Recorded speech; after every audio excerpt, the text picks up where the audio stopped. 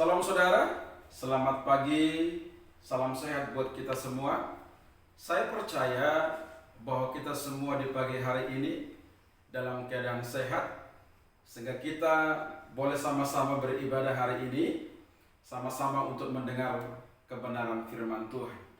Baik saudara, saat ini kita akan mendengar kebenaran firman Tuhan.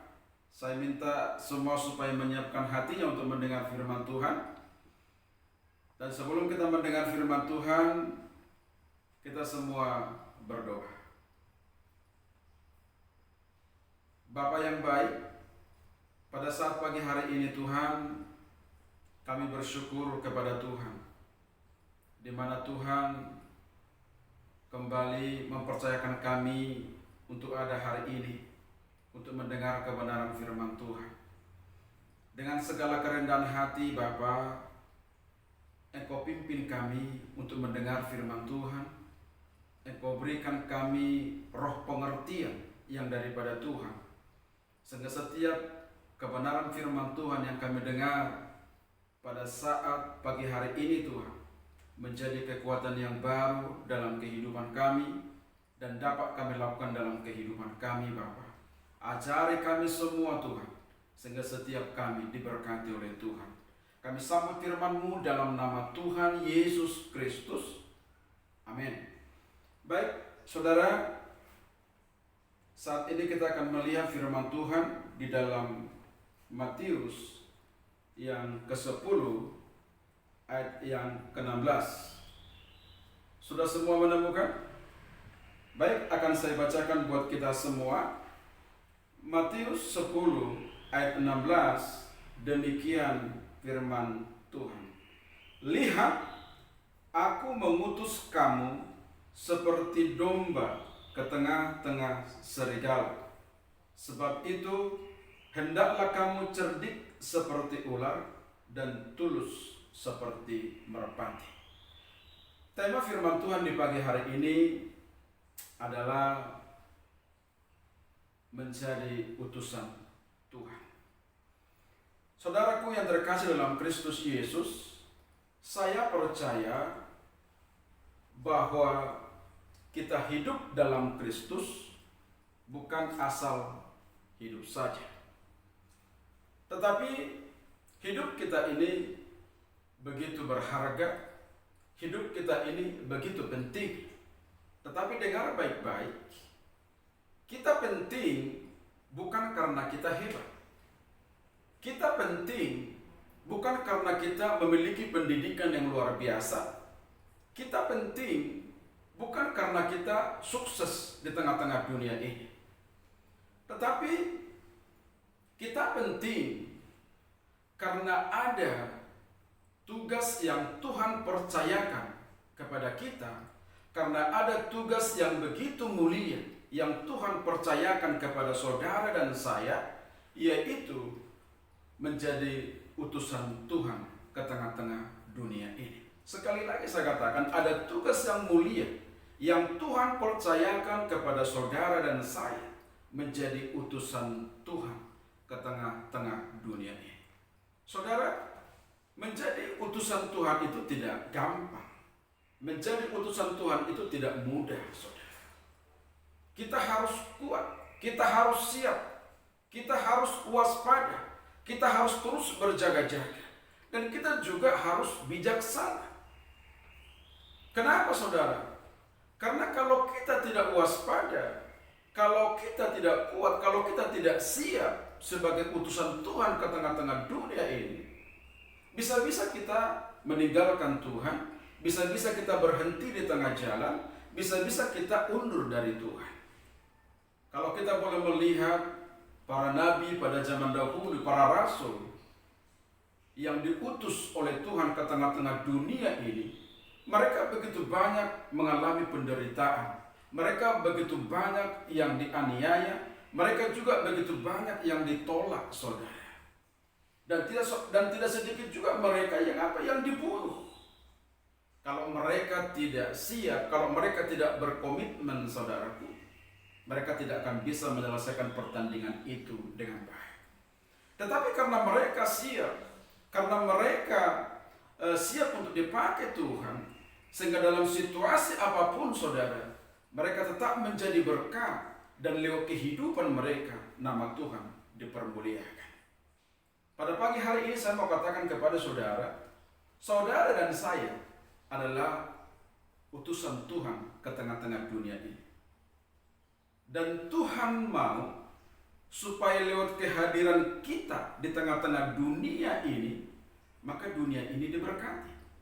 Sekali lagi saya katakan, saudara dan saya adalah utusan Tuhan di tengah-tengah dunia ini, supaya lewat kehadiran saudara dan saya, maka dunia ini diberkati oleh Tuhan. Kehadiran kita menjadi garam di mana Tuhan tempatkan kita. Ingat firman Tuhan yang berkata di dalam Matius 3 ayat 13, dikatakan apa saudara? Kamu adalah garam dunia. Dengar baik-baik, dikatakan kamu adalah garam dunia. Tuhan tidak mengatakan jadilah garam dunia, tetapi dikatakan kamu adalah garam dunia. Artinya apa saudara? Menjadi garam dunia itu bukan perintah. Menjadi garam dunia itu bukan pilihan. Tetapi menjadi garam dunia itu adalah ketetapan bagi orang percaya. Itu adalah kodrat baru bagi setiap orang percaya. Jadi kemanapun orang percaya diutus Tuhan, tugas mereka itu harus menjadi berkat bagi sekelilingnya. Mereka harus bisa menggarami sekelilingnya.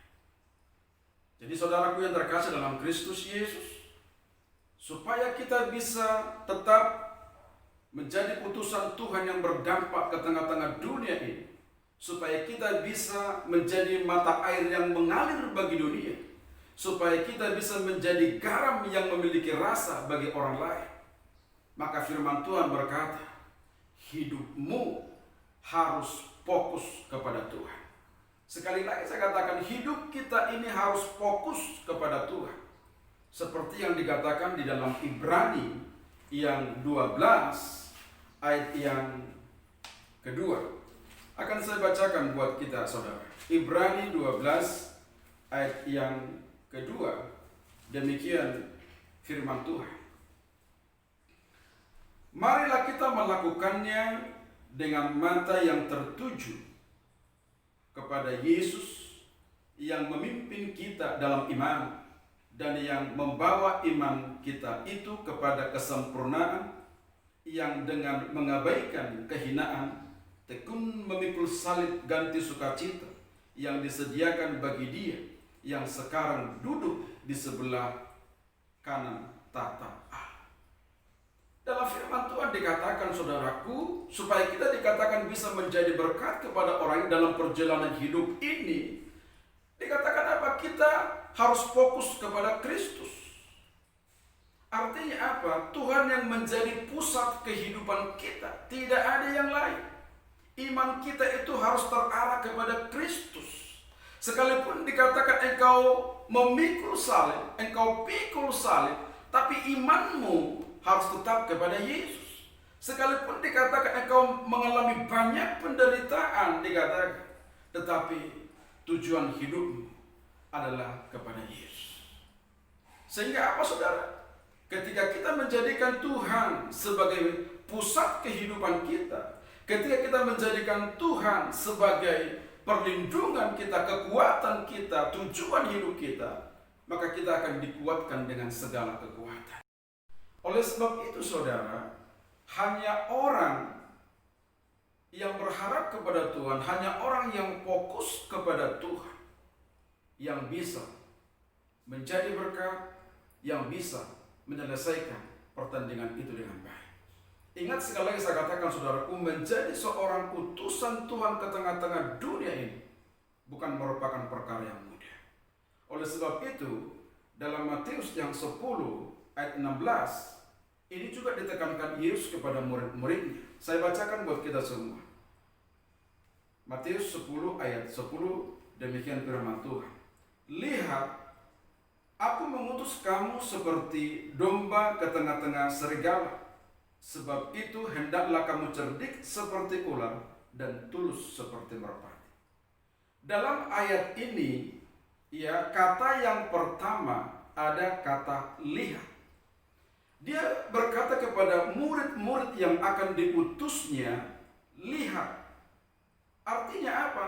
Ini penting, ini serius, ini harus siap, ini harus baik, ini harus bijaksana, ini harus waspada. Kenapa, saudara? Yesus mengatakan ini, menekankan ini kepada murid-muridnya.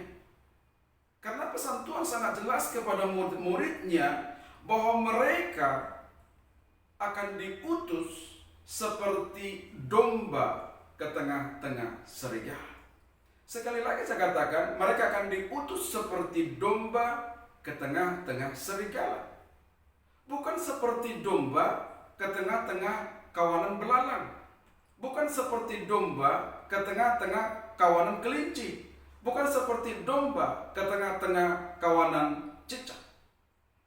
Tetapi dikatakan sangat jelas seperti domba ke tengah-tengah serigala. Artinya, kalau mereka tidak waspada, kalau mereka tidak bijaksana, kalau mereka tidak berjaga-jaga, maka mereka akan dibinasakan. Karena apa, saudaraku? Karena dunia ini jahat, saudara. Dunia ini tidak menyukai kebenaran. Dunia ini tidak menyukai orang-orang yang benar. Makanya Tuhan mengatakan apa? Jangan engkau mengasihi dunia ini. Barang siapa yang mengasihi dunia ini, berarti dia tidak mengasihi Tuhan. Oleh sebab itu, saudaraku, tidak sedikit orang yang kompromi dengan dunia, sehingga mereka jatuh ke dalam dosa. Ada banyak orang yang tadinya rajin berdoa, rajin melayani, rajin juga membaca kebenaran firman Tuhan, tetapi karena himpitan dunia, saudaraku, sekali lagi saudara, himpitan dunia, bisa aja itu himpitan dunia ini bisa aja karena pergumulan, bisa aja karena masalah, bisa aja karena keuangan, bisa aja karena ekonomi, bisa juga karena mungkin ada banyak faktor, saudara. Lalu ketika anak-anak Tuhan itu dihimpit oleh dunia, iman mereka mulai pudar. Mereka mulai ragu terhadap Yesus. Mereka begitu khawatir, mereka begitu takut, mereka kehilangan arah dan kehilangan tujuan. Ada banyak orang Kristen seperti itu. Tadinya mereka sehat, tadinya mereka segar, tadinya mereka tidak kekurangan apa-apa. Tapi ketika mereka menghadapi pergumulan, ketika mereka menghadapi masalah, iman mereka mulai luntur. Dan akhirnya apa? Mereka jatuh sakit. Dan akhirnya apa? Mereka mulai kecewa kepada Tuhan. Sehingga terjadi apa, saudaraku? Dunia itu akan terus menghimpit saudara, bahkan menggenggam saudara. Yang pertama-tama tadinya mereka meninggalkan ibadah. Setelah itu mereka meninggalkan doa. Lalu mereka meninggalkan untuk membaca firman Tuhan. Saudara, kalau dalam hidup kita ini sudah tidak lagi berdoa, dalam hidup kita ini sudah nyaman tidak membaca firman Tuhan, dalam hidup kita ini sudah tidak lagi beribadah, dan kita nyaman di situ, saudara, kita nyaman di situ, engkau tidak berdoa, engkau tidak beribadah, engkau tidak membaca firman Tuhan, lalu engkau nyaman di situ, maka perhatikan, hati-hati dengan hidup saudara. Berarti yang berlaku dalam kehidupan saudara adalah kedagingan. Berlaku yang memimpin kehidupan saudara adalah roh kedagingan. Di firman Tuhan dikatakan apa? Bahwa keinginan daging berlawanan dengan keinginan roh, dan keinginan roh berlawanan dengan keinginan daging, seperti yang dikatakan dalam Galatia 5 ayat 17. Nah, kalau saat ini kita sudah nyaman di situ, saudaraku, sekali lagi saya katakan, engkau sudah nyaman tidak berdoa, engkau sudah tidak nyaman tidak baca firman Tuhan, engkau sudah nyaman tidak beribadah kepada Tuhan, saudara, hati-hati. engkau sedang berdiri di atas batu yang terjal. Sekali lagi saya katakan, engkau sedang berdiri di atas batu yang terjal. Iblis tinggal hanya merampasmu, mencabutmu saudara dari akarnya, dan menghempaskan engkau sehingga engkau binasa dan meninggalkan Tuhan. Oleh sebab itu saudaraku, ini masih ada waktu saudara. Perhatikan hidupmu saat ini. Apakah hubunganmu masih bagus dengan Tuhan? Apakah engkau masih tetap setia kepada Tuhan, menyembah Tuhan, berdoa kepada Tuhan? Tetapi kalau tidak, hadirlah kebenaran firman Tuhan, kita kembali bertobat kepada Tuhan, minta ampun sama Tuhan, dan kita boleh kembali duduk diam di kaki Tuhan. Kita jaga hubungan yang intim dengan Tuhan. Saudaraku, kenapa saya katakan seperti ini? Karena dunia ini saudaraku bukan semakin baik. Firman Tuhan berkata bahwa dunia ini akan semakin jahat.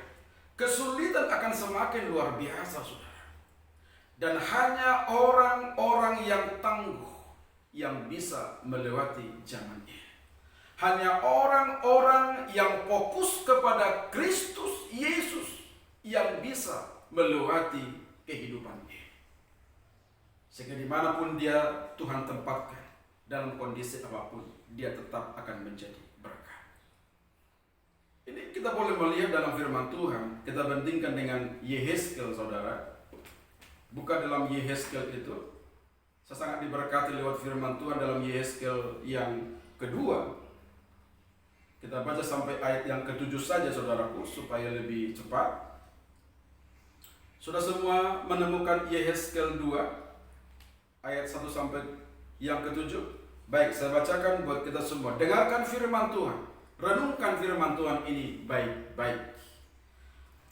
Panggilan Yehezkel.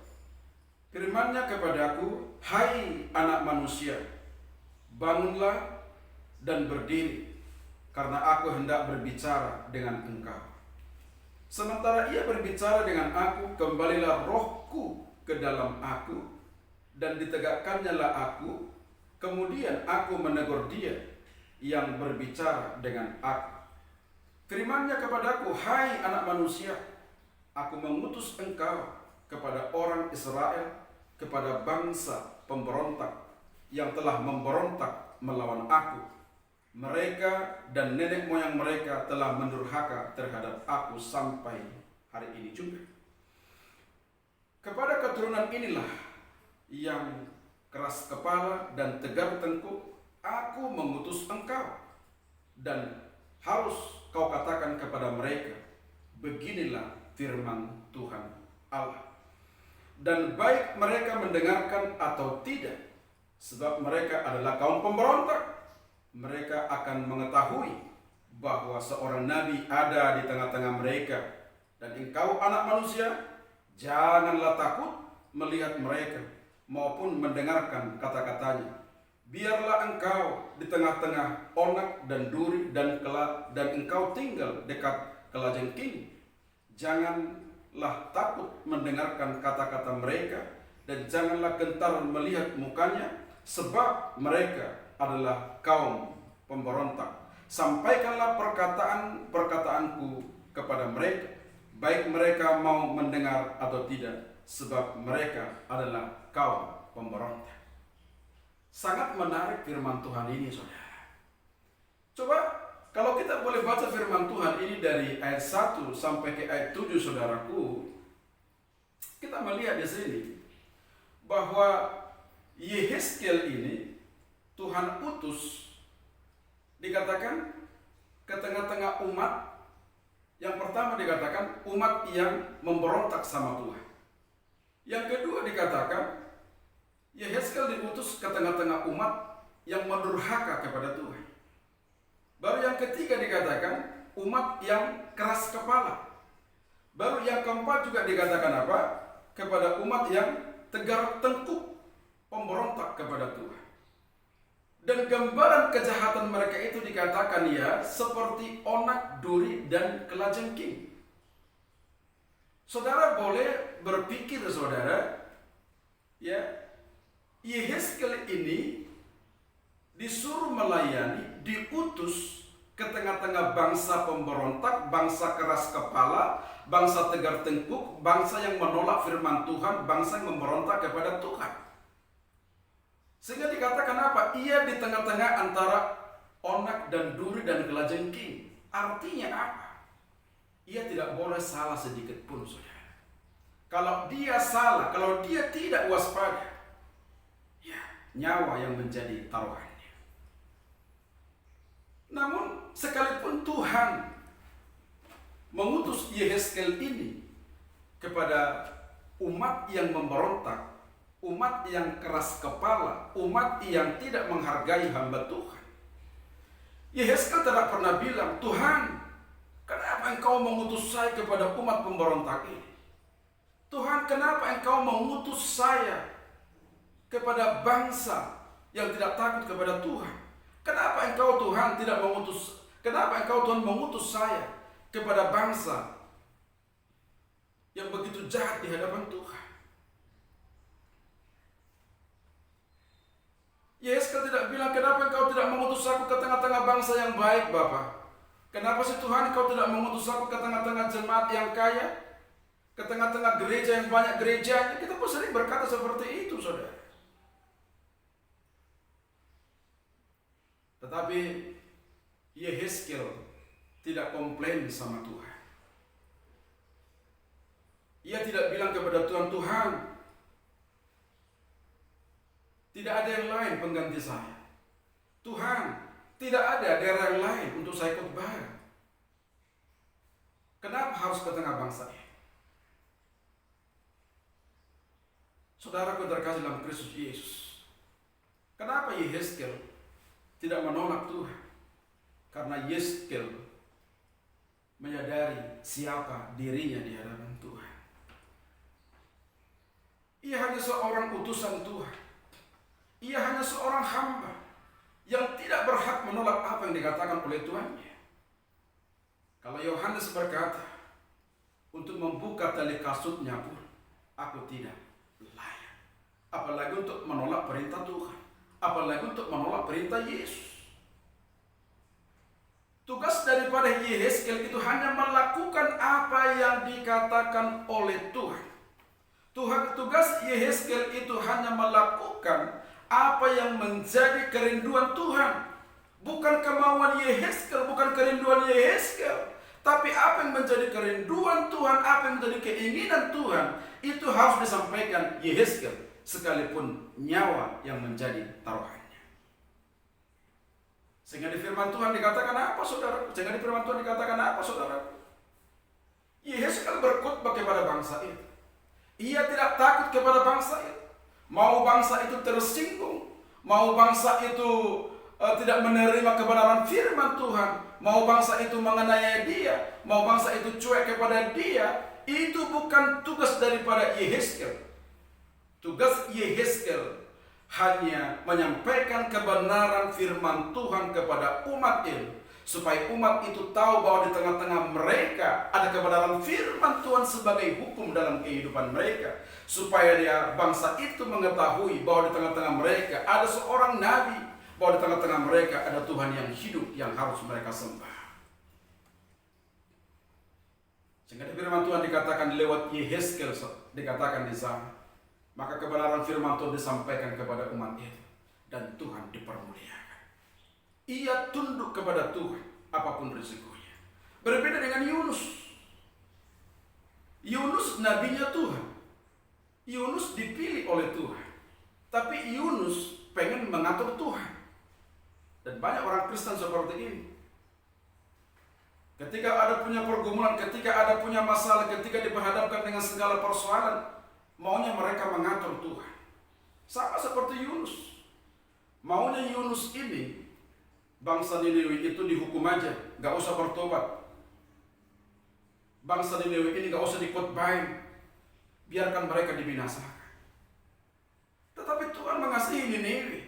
Oleh sebab itulah Tuhan mengutus hambanya Yunus untuk orang-orang Niniwe, supaya Niniwe itu bertobat di hadapan Tuhan. Tetapi Yunus menolak. Ia meninggalkan Tuhan, dan akhirnya apa? Tuhan menghukum dia. Untung aja dia bertobat, saudara. Kalau tidak, hidupnya akan binasa. Tetapi dikatakan di firman Tuhan, dikatakan ia bertobat, ia kembali kepada Tuhan, ia kembali berkhotbah ke Niniwe. Dan akhirnya saudaraku apa? Niniwe diselamatkan oleh Tuhan. Yang mau saya katakan di pagi hari ini lewat kebenaran firman Tuhan ini, saudaraku, dimanapun Tuhan tempatkan saudara, Tuhan mau supaya lewat hidupmu tempat itu diberkati oleh Tuhan. Ketika engkau ditempatkan di kantor, Tuhan berkata, jadilah berkat di sana. Ketika engkau ditempatkan di tengah-tengah lingkunganmu, sekalipun mungkin engkau tidak sesuai dengan isi hatimu, Tuhan mau engkau menjadi berkat di sana. Ketika Tuhan tempatkan kita di tengah-tengah bisnis kita, Tuhan mau kita menjadi berkat di sana. Sehingga kehidupan kita nama Tuhan dipermuliakan.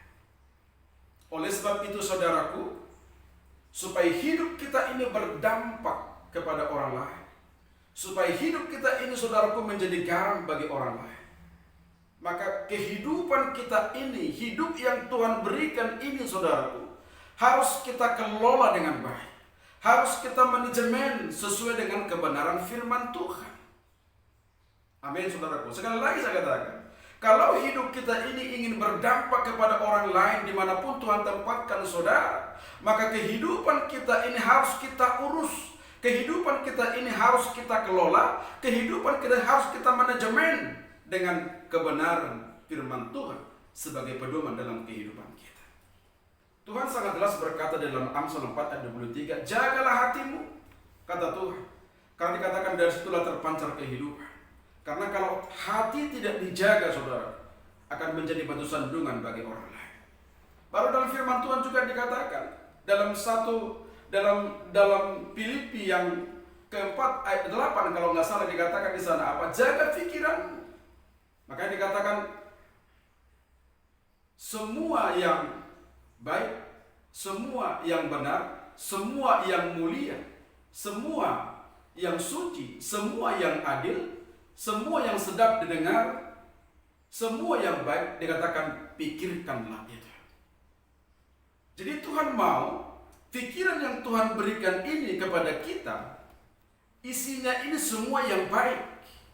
Pikiran yang Tuhan berikan kepada kita ini isinya semua tentang kerajaan Allah, isinya semua tentang kebenaran firman Tuhan.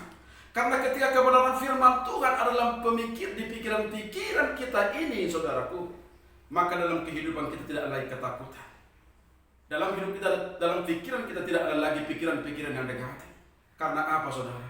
Karena pikiran kita dikuasai oleh surga. Pikiran kita dikuasai oleh perkara-perkara yang di atas.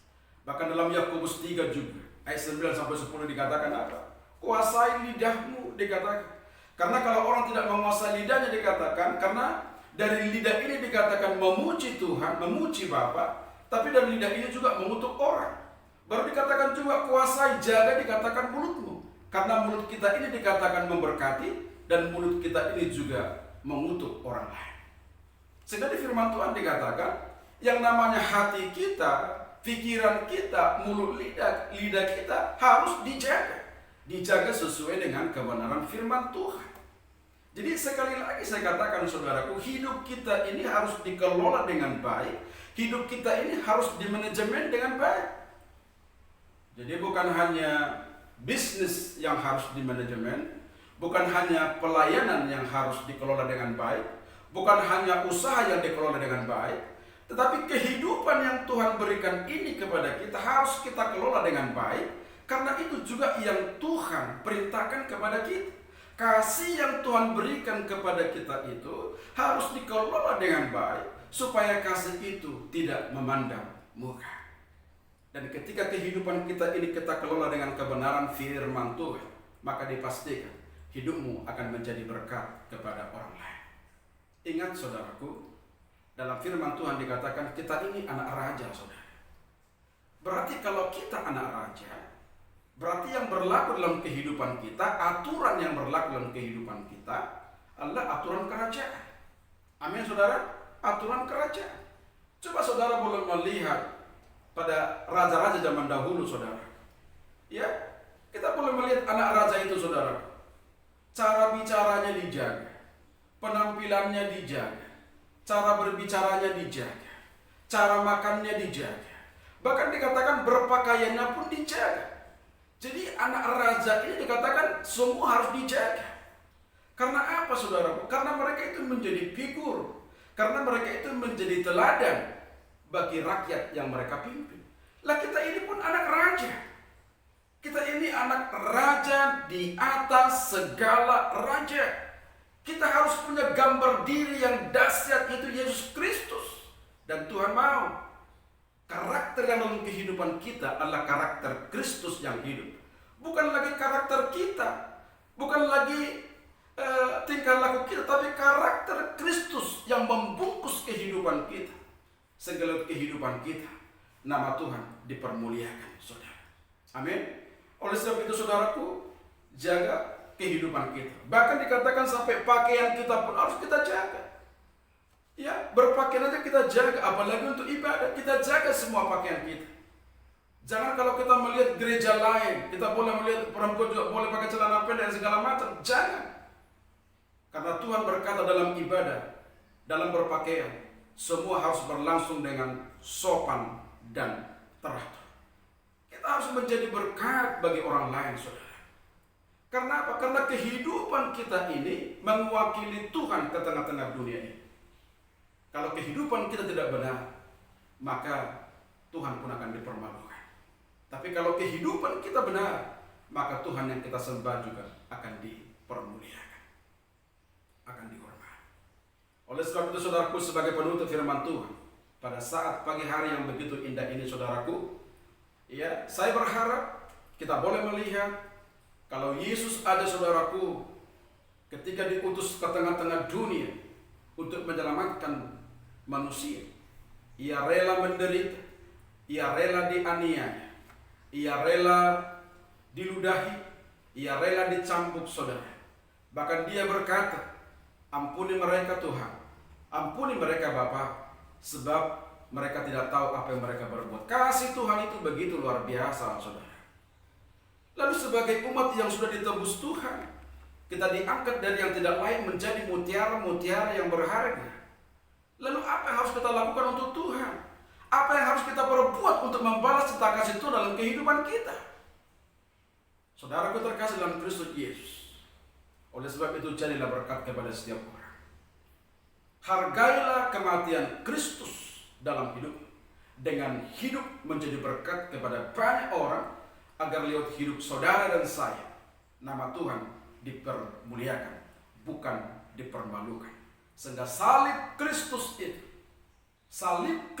itu akan membawa keselamatan bagi semua umat manusia, sehingga seluruh bumi ini dipenuhi dengan kemuliaan Tuhan. Jadi sebagai penutup firman Tuhan di pagi hari ini saudaraku, jadilah utusan Tuhan yang menjadi berkat kemanapun Tuhan mengutusmu, dengan hidup yang fokus kepada Kristus Yesus, sehingga engkau dikuatkan dengan segala kekuatan, dan lewat hidup Tuhan dipermuliakan, bukan dipermalukan. Tuhan Yesus memberkati kita semua. Haleluya. Amin. Mari kita semua tutup dengan doa. Kita sama-sama tundukkan kepala. Terima kasih Bapa.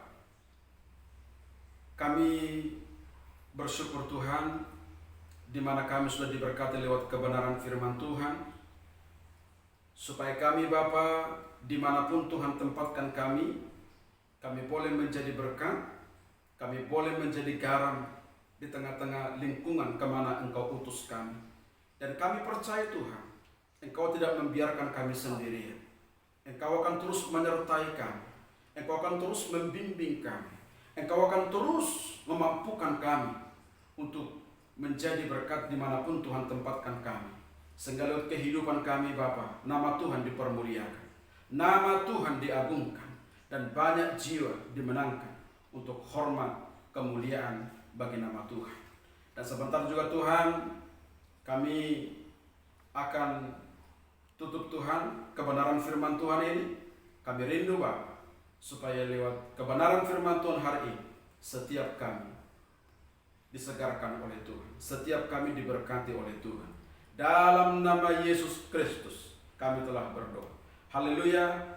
Amin. Tuhan Yesus memberkati kita semua. Amin.